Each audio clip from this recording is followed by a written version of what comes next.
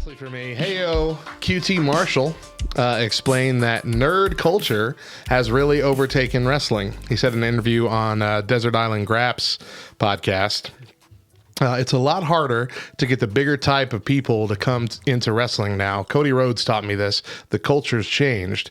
It's more nerd culture that has kind of taken over professional wrestling. The other day at TV, Nyla Rose was dressed up, and I said, "What is that paint?" And she said, "Oh, I'm Venom." And I remember joking with her about it, like, why would you choose one of the biggest matches of your career to dress up like somebody else? And then I realized, like, oh, okay, there's action figures out of it. There's other reasons. I remember when I first started, we were taught, hey, pick 5 of your favorite wrestlers and take a little bit from each of them. And that's kind of how you shape who you're going to be. Nowadays, everyone I ask says, hey, what's your character? What are you thinking? It's always some kind of anime or DC or Marvel character. And I'm like, I have no idea what you're talking about. Big quote. I'm old.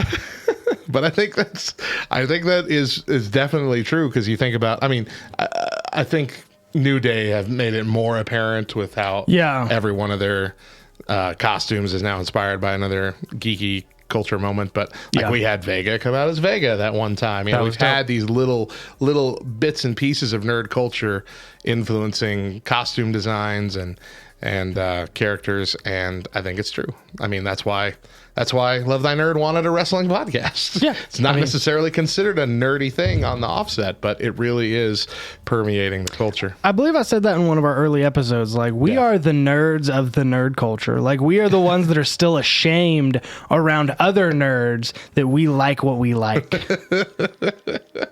Everybody else, like, oh, I spent 6 hours on Pokemon Go yesterday, or, you know, I've watched every episode of One Piece, which I hear is impossible.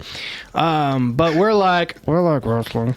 In the Love Thy Nerd Discord, we used to have a separate channel for sports people discussion and wrestling discussion, and they only recently joined them together into one group.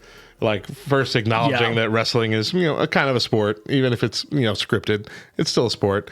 But now we're in there where every other conversation is an actual football game and what happened at WrestleMania. And you can tell these are two very different kinds of people. Very different groups. Not a lot of overlap. Yeah. Which is funny. That's great. Well,